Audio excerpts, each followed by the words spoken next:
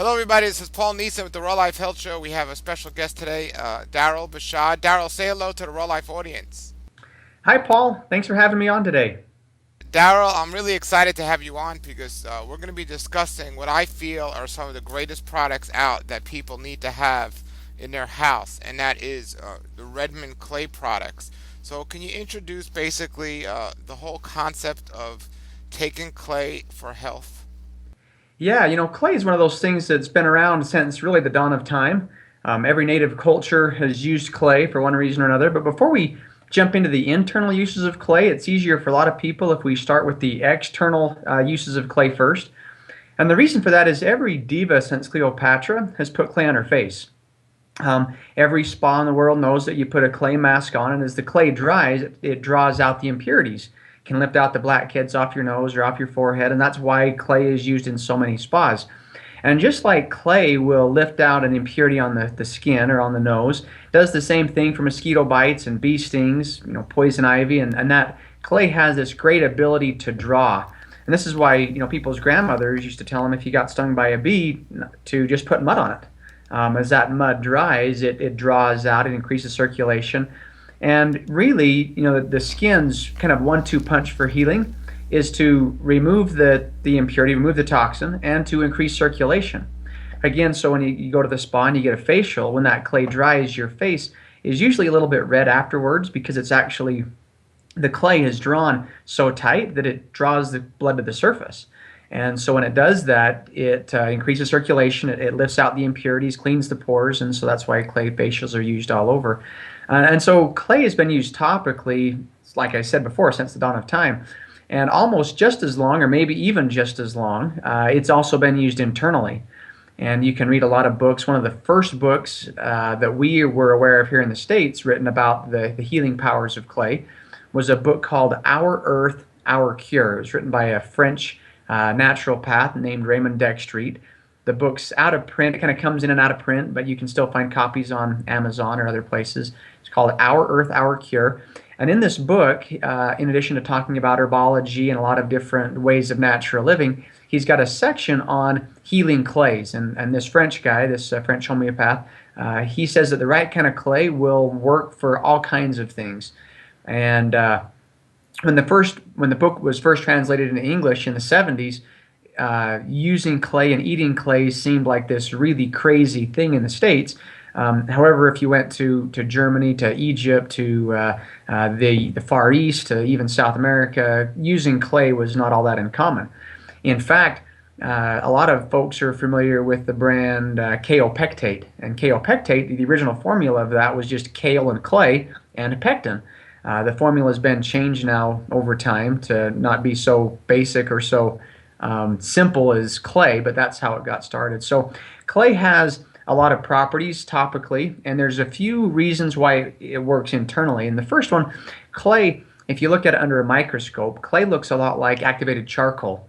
A lot of folks know what activated charcoal is used for. Activated charcoal, because it has a large surface area to surface tension ratio, the activated charcoal can bind impurities to it. Actually, even today on EMTs or ambulances in the U.S., EMTs will carry activated charcoal for different drug overdose situations because the clay's ability or the activated charcoal's ability to bind stuff to it, and clay works very similarly to that.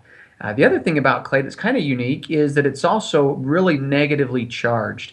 Anything that's really negative like that electrically on the kind of the molecular level attracts positively charged particles to it. This is the same principle of chelation therapy. And chelation therapy works the same way. If you get exposed to some toxic metal or something that's very positively charged, you'll get chelation, and that chelation will bind the positively charged toxin to the negatively charged chelator, and then draws it out of the system. Now, I'm not saying that clay is used to diagnose, prevent, or cure any illness, but it does have that same negative charge. In chemistry, we call that cation exchange capacity, which just is a really long word that basically means that clay will bind stuff to it. And then the last two things about clay, it's rich in minerals. It's actually just a mineral. And finally, it's the right kind of clay is quite alkaline. The Redmond clay that you're talking about has a pH between 8.7 and 9.8. And there's a lot of research out there on the benefits of an alkaline diet, alkaline lifestyle. And so some people just take the clay regularly just to help boost that alkalinity. So yeah, clay is a really basic product. There's a lot of different types of clay, and when I recommend using clay, I'm not suggesting you go out and find some clay in your backyard.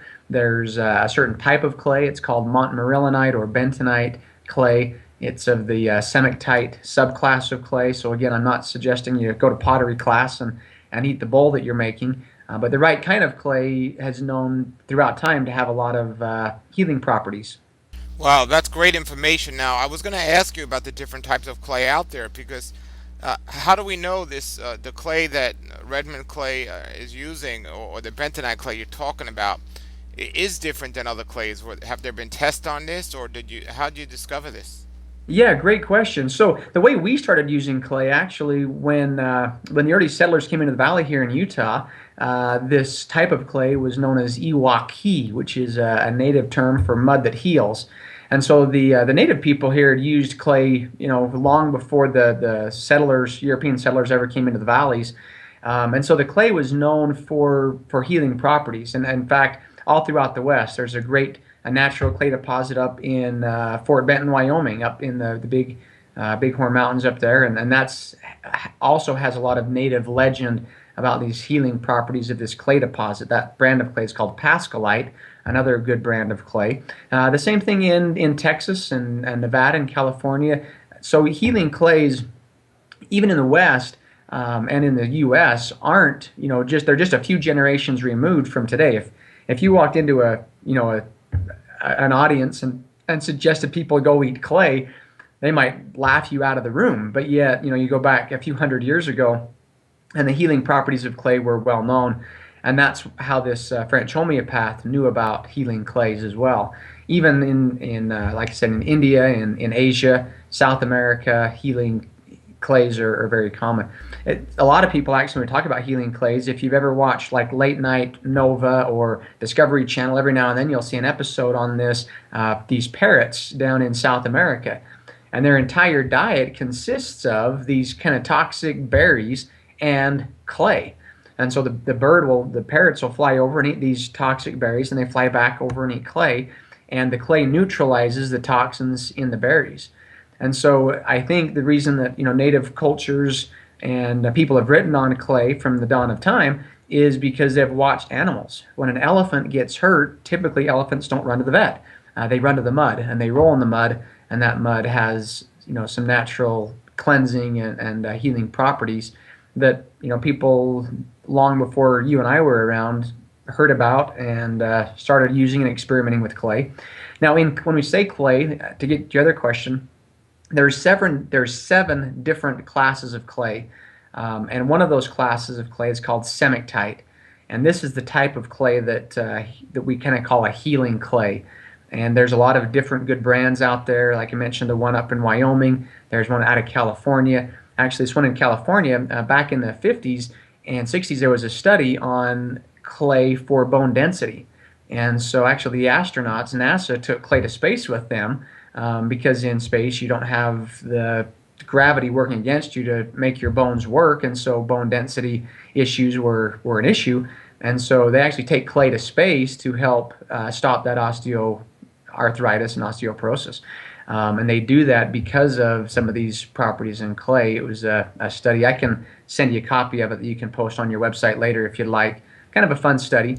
Wow. And So this clay it's so great. Is it possible to overdo it where it could be damaging, or it's such, or it can't be overdone? yeah, like everything, there is probably a level that is too much. When you're taking clay or using clay internally, there's a brand called Sony's, and they sell theirs as a liquid clay, and they have a ratio on that and how much you'd have to drink for it to maybe be problematic. But for the most part, that's very hard to do. In the original book on clay, he recommends a teaspoon a day for most people. A teaspoon isn't very much. The one thing about clay is has an ability to absorb a lot of fluid. So 1 teaspoon will absorb about 2 to 3 teaspoons of fluid, the way that clay swells and absorbs. And so if you were to take a lot of clay and while you're doing that, not take a lot of water, that could, lead to dehydration, constipation, things like that. But outside of that, yeah, I think you'd have to take a lot of clay for it to be a problem if you have readily access to water. Well, I've been looking at health products for a very long time, and I'm skeptical about man-made things. But clay is made by a creator. It's in the ground, and it's just a matter of getting it to the people.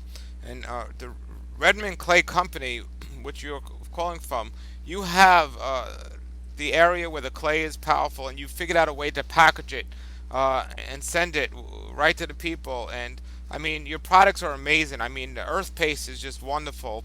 And the powdered clay is something I use all the time, and it's one of my highest recommended products on my website. Can you tell us a little about each of your products? Because I have them all, and they're all wonderful. And I really want people to know about it. You know, every time my baby gets a bug bite, I put the first aid clay on it. My wife uses the mud. We both use the earth paste, and we use the internal. We use all your products, and they're amazing. And I want everyone to know about them. That's why I wanted to have you on the show. So I see some of the products behind you, and I talk about them often on a website. But can you just introduce us to your products? Yeah, so the companies got started in the 1950s. So there were two brothers that were having a tough time keeping the family farm busy enough to take care of the family. And they knew that there was this salt deposit under their farm. And there was also this natural clay deposit just to the north of the farm. And when they moved in, this kind of this white outcropping of clay north of their farm was, to the locals, they called it Blix's mud. Blix was a vet there in the town of Redmond. This is, years and years ago, in the, probably early 1900s. And this vet, Dr. Blix, and nobody was really sure if he was a vet by school or just, because nobody else took care of animals, and so he was kind of known as Dr. Blix. And anyway, this white outcropping of clay north of town, if your horse were sick, or if your kid had a bee sting or some infection or something, you'd take him to the local vet. And oftentimes, this local vet, this Dr. Blix, would use this mud, mud that he would make out of this white outcropping of clay north of my grandfather's farm, and he would use that as a poultice.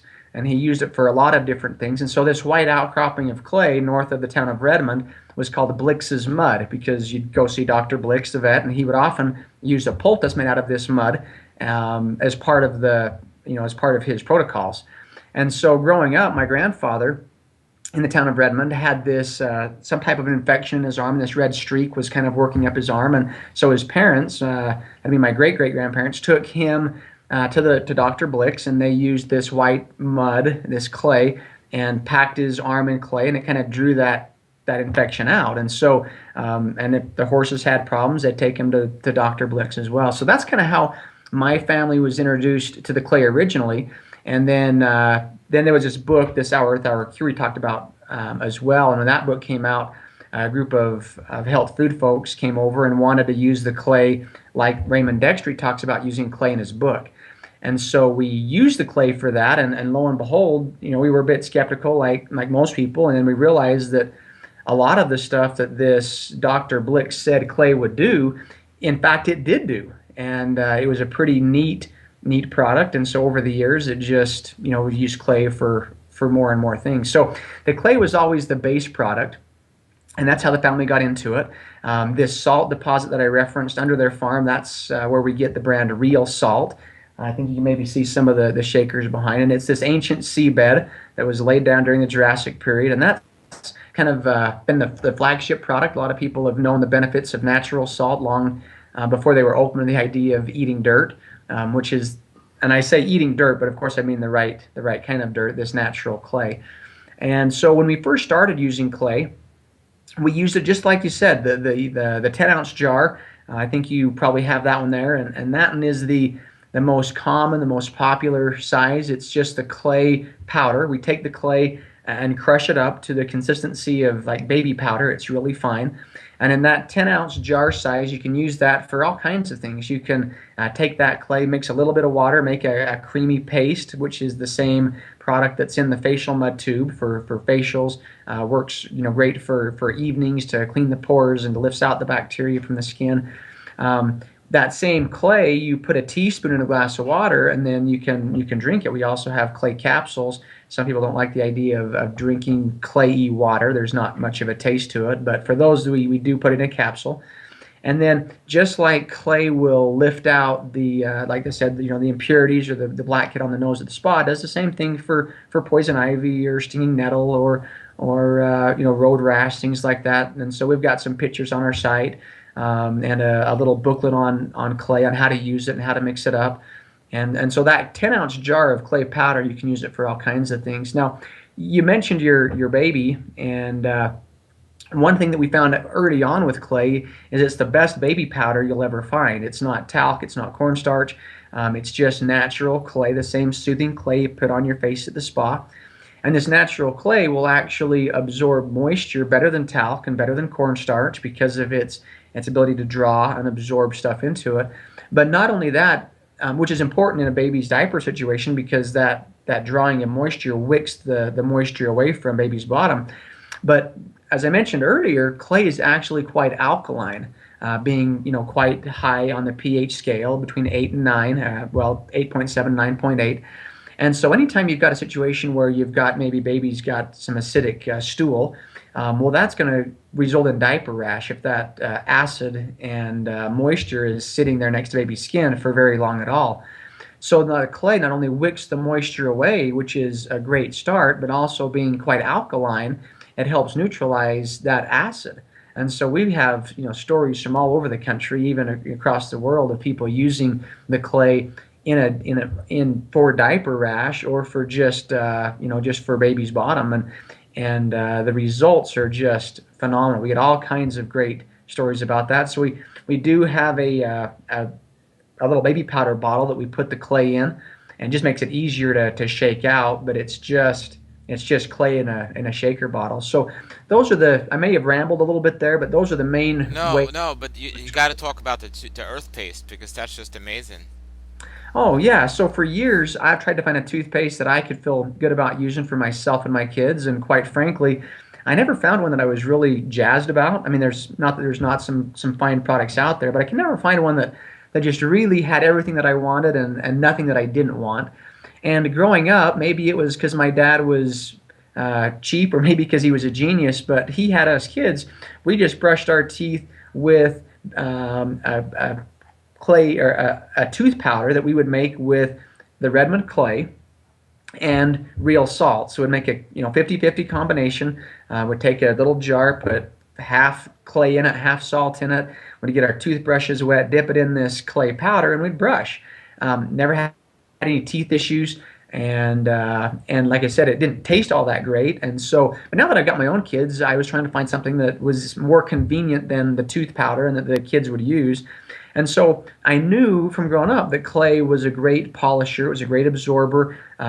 In dentistry, acid in the mouth is a big problem. Anytime your mouth pH drops below 5.5, you'll start losing enamel. Your teeth enamel aren't strong enough to withstand acid that's more than that. And so having a tooth product that's quite alkaline that can settle off that acid or at least bring that alkalinity back up in the mouth is a great start. So the clay acts as the polisher, and then I knew that salt had some natural cleansing ability. A lot of times if you've ever had a tooth extracted or even a sore throat or a mouth sore, you might have been counseled to gargle with salt water. Because as you gargle with salt water, that salt helps kill the bacteria and clean that area. And salt, although it might sting if it gets in a wound, salt is a great healer. The old idea of putting salt in your wound isn't just to be mean. It's actually a very healing type process. It stings and it burns, but it definitely has some healing properties. And so I took a little bit of salt, added it to the clay, added a little bit of water, And also, there's a lot of research now that xylitol, it's a sugar, it's a natural sugar, has some healing properties in the mouth. Not necessarily healing properties, but very anti-cavity properties. And it's a sweetener that doesn't spike the glycemic index. And so, because xylitol is a five-carbon sugar, not a six-carbon sugar, the bacteria in the mouth, they try to eat the xylitol, but they can't digest it, and so they actually starve to death in the mouth. So xylitol has the ability to be somewhat anti-cavity, and you see that in a lot of dentistry. And it's also a sugar that doesn't um, promote tooth decay. And so we put a little bit of xylitol in there. Then tea tree is a really great essential oil. You wouldn't want to drink a big vial of tea tree; it'd probably kill you.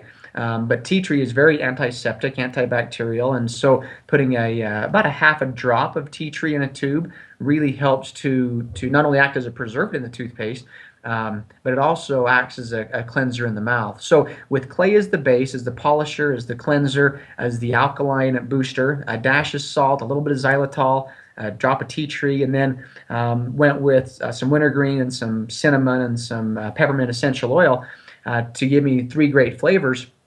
Right out of the gate, we realized that we created the world's ugliest toothpaste.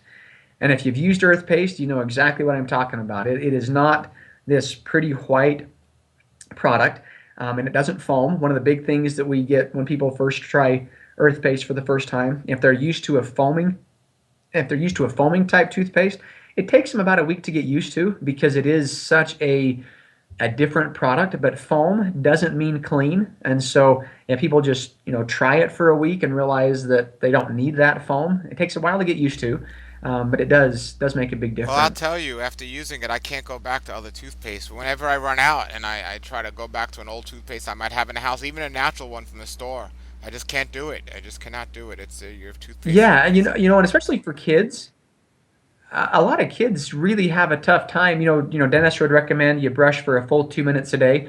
The problem is with that, with a mouth full of foam, it makes it very hard to brush for 2 full minutes, especially for kids. As soon as that mouth fills full of foam, they want to be done. And so by having a non-foaming toothpaste, like you said, once you get used to it, you go back to a foaming toothpaste and it feels like it's going to gag you. And outside of the gagging issue and there's just really no reason for a toothpaste to foam issue. The other thing is the foaming agents that are used in toothpaste. That one of the main ones is sodium lauryl sulfate. And now that there's so many people talking against sodium lauryl sulfate, a lot of toothpaste companies have switched their foaming agent to a different type of sulfate that acts very similar, although it just doesn't have the same name that's gotten some of this bad press. But the challenge with that is that there's a good percentage of the population, and some dentists say it's as high as 30, some even higher than that, percent of the population has a real sensitivity to this sodium lauryl sulfate or other foaming agents. And if you've ever brushed your teeth with a toothpaste and you've gotten canker sores or mouth sores, sore gums afterwards, chances are it had a lot to do with that foaming agent because they say that foaming agent kind of breaks the micro glands in the mouth, and it kind of causes this irritation, and it also kind of dries the mouth out. And when you have a dry mouth, it usually leads to acidity and bad breath, and so Sure, um, and I also know how bad I've been looking for a toothpaste for a long time without the fluoride in it, the fluoride, and you just can't find it these days. But your toothpaste doesn't have that added to it. It's a Yeah, so we don't add anything to it, and teeth aren't just made of fluoride. I mean, fluoride is an element that the teeth can absorb, and that's why it's put in there. But it also is known as a neurotoxin and some other potential issues when it's this refined processed stuff. But the nice thing about the clay is it's rich in minerals. There's lots of calcium, lots of magnesium, potassium, these other minerals that are also essential for good bone and good teeth health. And so, but it's in a natural form that the body can use and have access to. So it is the world's ugliest toothpaste. And when we started with those three first initial flavors, the peppermint, the wintergreen, the cinnamon, my three little kids, I've got an 8 and a 7 and a 3-year-old, and they weren't too excited because they came to Dad and said, "Dad, it's too hot. It's spicy. I don't like it." And so I got rid of the cinnamon and the peppermint and the wintergreen essential oils. I actually took out the tea tree as well. And used one, and the only essential oils we use in the kind of the kids flavor is lemon, lime, and tangerine and lemon verbena. And it has a really natural flavor. What's interesting is, as I mentioned before, acidity in the mouth is not a good thing. If you sucked on lemons all day long, you'd probably have some teeth issues because that lemon juice would be, wearing away the enamel on your teeth. Because it's, like I said, it's anytime the acidity in the mouth drops below 5.5, you're losing enamel. Um, but when you use essential oils, actually our lemon lime tangerine toothpaste is actually still alkaline, which is kind of fun because lemon juice is acidic, but these lemon essential oils that we put in the toothpaste isn't. And so my 3-year-old, he can brush, doesn't have to rinse, and he can go right to bed, and he's got this mineral-rich alkaline product that's on his teeth rather than this sugary coating with artificial flavors and colors and other chemicals in it that really don't aren't necessary, at least in my Sure, opinion. sure. Well, we haven't had to try the lemon one yet because my 4-year-old loves the wintergreen and the peppermint. Oh, really? She doesn't want to try anything else. She just loves those. And the cinnamon sells great. People want it. They love this, and I'm just excited that you're offering it and all your amazing products. So, everybody listening right now, the products are on my website, rawlife.com. Check them out. And I want to thank you, Daryl, for taking the time out to talk to us about your amazing products. And I'm sure we'll have some questions. So, will you come back on the show again and answer some of those questions? Yeah, I'd love to come on anytime. We also have our website where we've got some good resources. One of the things you can download from our site, because you've talked about clay, I'm not sure if you can see that or not, but there's a little, probably about a 30-page little booklet here. And I covered a lot of the clay material pretty fast today on the show because we didn't have a lot of time, but we kind of go into each of those things on why clay works, and you can download that free on the site redmondclay.com. You can click on media downloads, or you can even put a link on your site, Paul, to this file where folks can download it. It tells people how to mix up the clay, how to use it for a facial, how to mix it up for a bee sting. And so that might be a resource you might link to. Well, I'm really excited about it, and your website is great. People go there and check out all the resources and answers to the common questions about clay. And Daryl, thank you so much for taking the time to join us on the show, and keep up the great work. Hey, I got a quick question. Is clay different than mud, or is it just a fancy way to say mud? Um, it's a special kind of mud. So clay, just real briefly, is geologists say this type of clay, this cementite clay called bentonite or montmorillonite clay, is weathered volcanic ash. And so, sometime in prehistoric history, these volcanoes erupted as this volcanic ash then settled in a big layer and then weathered over time and condensed and compressed. It left this deposit that we know as bentonite or montmorillonite. And the reason that I use those two names almost interchangeably is because there was a guy in France, in a place called Montmorillonite, France, or Montmorillon, France, rather, and he was walking along in Montmorillon, France, and he came across this clay deposit that had a lot of healing properties. And he said, "Hey, this is a new mineral. It needs to be named, and I'm here at Montmorillonite, France, and so I will call this product Montmorillonite." And so that's how the name was coined originally, and that was how it was put in the science books as this new clay mineral that had these properties, and it was called Montmorillonite. Well, little did you fast forward 100 years or so, and there was a guy that was in Fort Benton, Wyoming. And in Fort Benton, he's walking along the ground. He comes across this really neat clay deposit. And in this clay deposit, the locals there in Fort Benton knew it had some natural healing properties. Again, it was used for poultices and for bee stings and spider bites and used internally and all kinds of things. And he said, "This is an amazing mineral. It hasn't been named yet," because he didn't know about the guy in France. So he said, let's call this bentonite because we're here by Fort Benton, Wyoming, and this is a unique deposit. And so he called it bentonite. And so in the States, you usually hear this term bentonite used more in some parts of, definitely in France, and other parts, you hear this type of clay known as montmorillonite. Technically, it's a cementite clay, and most of the time it's referred to, at least in chemistry, as a montmorillonite first, and then bentonite as a secondary name because it came from Fort Benton, Wyoming. Now, Um, weren't a couple of years ago in the health community, was there some negative information about bentonite clay? Was there some? Yeah, bentonite, like a lot of A lot of natural products kind of come and go in their popularity. You'll hear, one day that some herb is wonderful, and then you'll hear that maybe it's not as cool as we thought. The challenge with bentonite and montmorillonite is every deposit is so different. And so, one of the things that a lot of natural healers say is if you find a clay that doesn't work for you, don't give up on clay, just find a different source. Because, again, this clay being volcanic ash that's weathered over time, one volcano could have more potassium, one might have more magnesium or zinc, one might more sodium, one might have more manganese. And so there's a lot of different types of clay. Sometimes you'll hear the term calcium bentonite clay or sodium bentonite clay.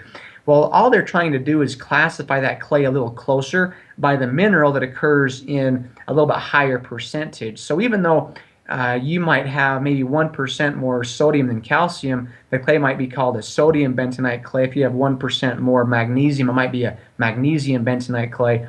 And because of that, just clays in general are really hard to analyze and track the specifics of it.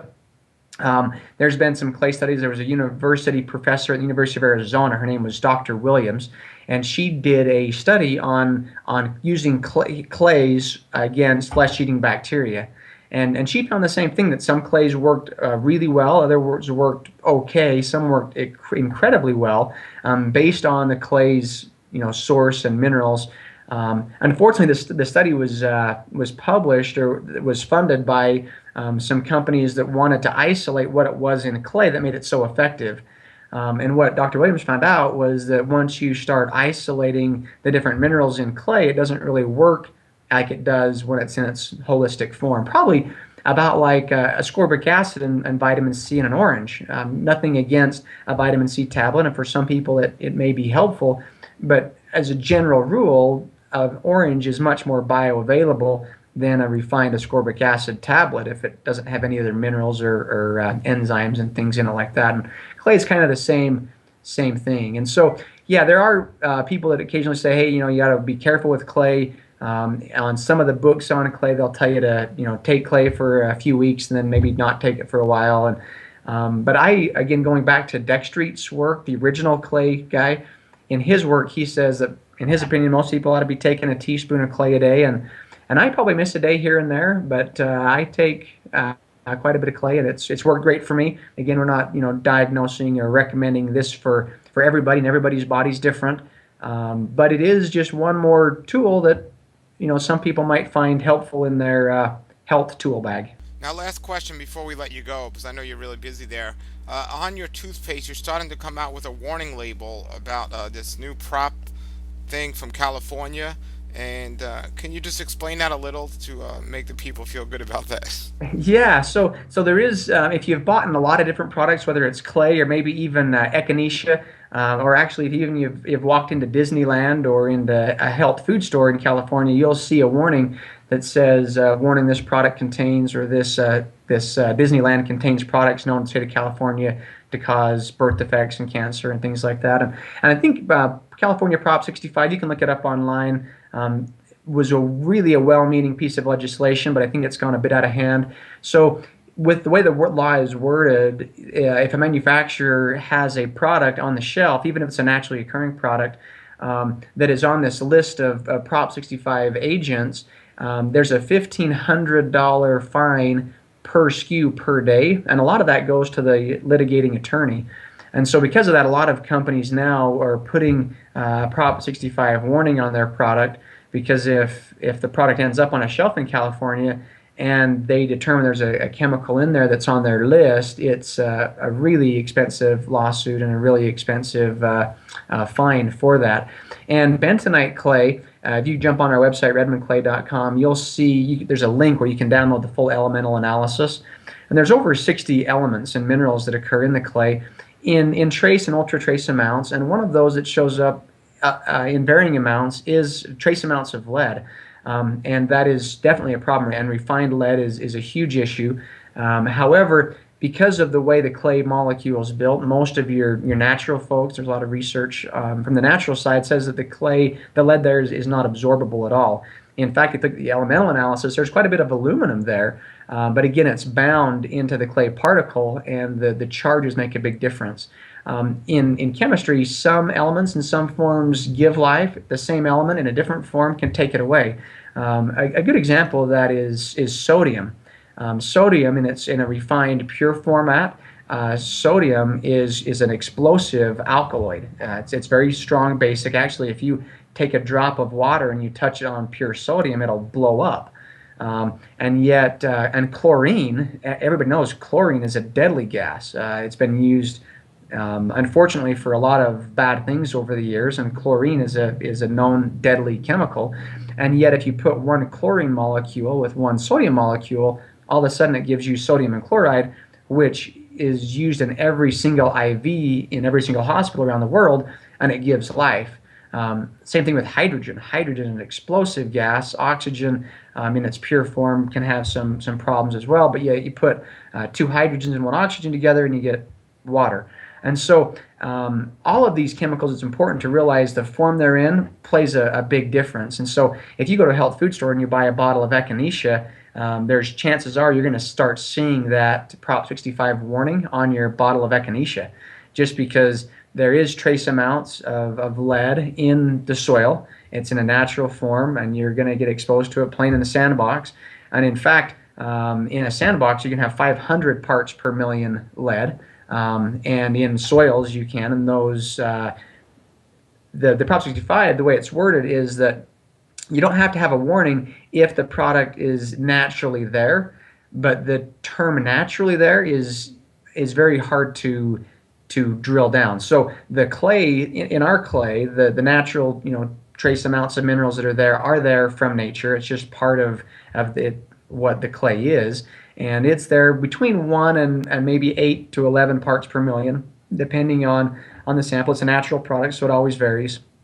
But being in that small amount, technically you probably don't have to put a label on there, but just to be on the safe side and avoid some big costly lawsuit, we put the label on there, even though it might not be required, just to avoid that potential lawsuit. And if you jump on to earthpaste.com/prop65, we go over that in a little bit more detail, and you'll kind of see some examples on why it's there and why we don't think most people need to be worried about it. Great. Thank you for that explanation, and thank you again for joining us, Daryl. And we're looking forward to having your products. And thanks everybody for checking us out. Now go and get some of the great clay products by Redmond Clay. Hey, thanks, Paul. Okay, thanks. Nature's wealth, good for your health. This is the Raw Life Health Show. Raw Life, brighten up your life.